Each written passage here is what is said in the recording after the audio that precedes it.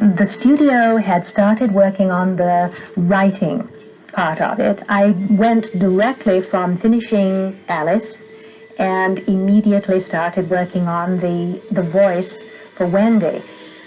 Oh, slave in the mirror, come from the farthest space. Wind and rain, I am here, young mistress. Oh, my goodness, you got here in a hurry. I didn't get to finish the magic words. Well, it so happened that I was in the neighborhood.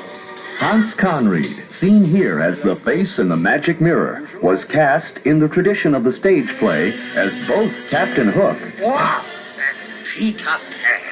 and Mr. Darling. Out! Out, I say! Hans Conried was inspired casting, you'd have to say, as Captain Hook. He was a consummate actor and had been one of the busiest and best radio actors throughout the 30s and 40s.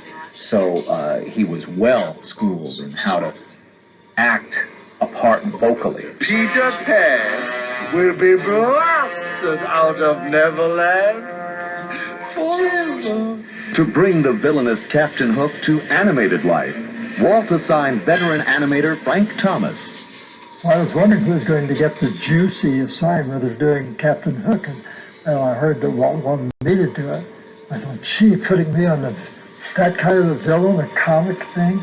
The story man, Ed Penner, had seen him as a foppish guy, grand manners, thought this is the way to live, midnight suppers, wine, all these gourmet connoisseur type things.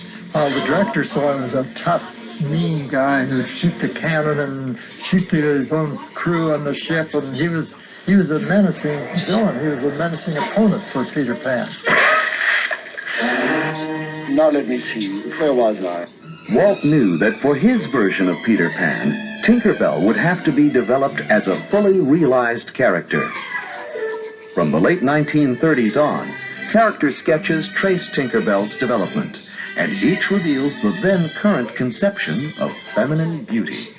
The character that I worked on was Tinkerbell, and Tinkerbell was visualized as a spot of light, which no doubt was something like a strong flashlight that moved around on the background of the stage.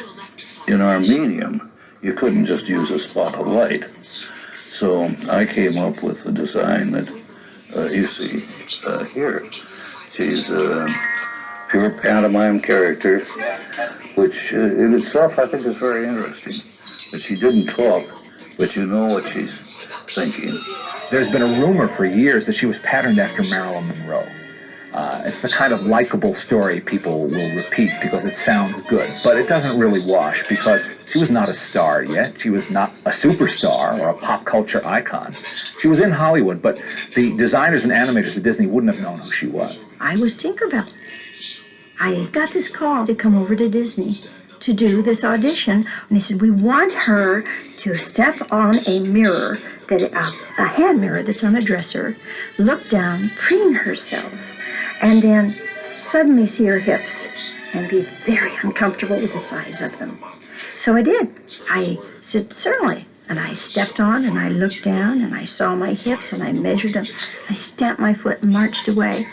And they said, would it be convenient for you to come next Tuesday?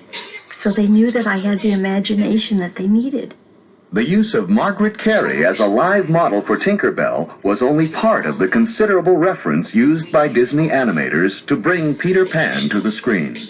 The second part of my performance after the recording was done was what was really making the film, although in this situation it wasn't a film the audience saw. It was only for the animators, and it basically was done so that the animator could watch the action taking place. The audience always got confused when we talked about live action help. We'd say, well, an artist needs a model. You gotta have something to guide you. But it's also very helpful in little ways of a guy turning and looking back over his shoulder. How far do you turn his head? And you find if you got the real person to do it, this other arm here would come out as a turn, or have something come up to his chin, or some little thing you hadn't thought of. and very often that would make the scene come alive. A codfish on a hook. I'll get you for this, Pan. If it's the last thing I do. If America has an art form, I'd say it's the Disney feature cartoon. After nearly 2 decades of work, dozens of story treatments, and thousands of drawings, Walt Disney's Peter Pan was finally finished. It was first released on February 3rd, 1953, and was an immediate audience favorite. It has remained one of Disney's greatest animated achievements and a beloved classic. When we watch Peter Pan, guess what? It's all safe. We all come back all right. It's a story that has meaning for everybody. Adults, you know, looking back and seeing this little boy who doesn't want to grow up. The idea of keeping that youthful spirit, not surrendering your childhood, well, that's a very strong idea and a very magical one that has enormous appeal. And then, of course, it was sprinkled with that Disney magic. Talk about, a perfect marriage. Peter Pan and Disney. You know, I have the strangest feeling that I've seen that ship before. A long time ago. When I was very young.